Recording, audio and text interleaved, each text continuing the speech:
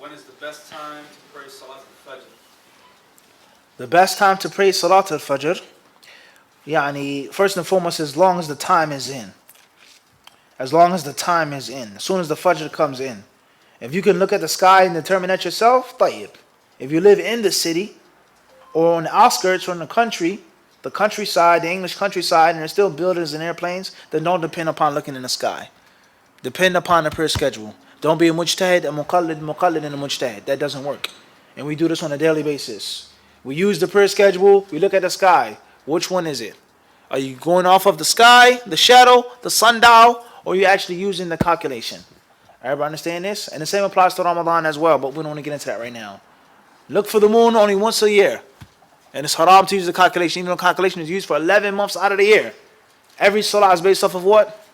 Calculation. The qibla is based off of what? Calculation. Hajj is based off of, when do you get your tickets for Hajj? When the Saudis sights the moon? Without a question. How do you know when Hajj is going to be? Except based off of what? But Ramadan time and say, no, haram, you can't use the calculation. That's not the point we're trying to get into right now. Al-Muhim is that either you're going to try to look for it yourself and use the calendar on the side, or the calculation on the side, or use the calculation, or just look for the times yourself. So what's important is, as soon as Fajr is in, khalas, that's when it's permissible to be made. When is it preferable, when is it best? Two views. Some of the ulama say that a person should wait 10 minutes, 15 minutes after it's time for the adhan to make the salah in the jama'ah. Give people time to make ghusl, wash up, brush their teeth, get ready, go to the masjid, make their sunnah prayers. And then a person should make the salah to the Fajr and it's still dark outside. An imam should recite a page, 2 pages, 3 pages, etc. Lengthy salah, and when they leave the masjid, it's relatively light outside. That's the view of the Jumhur.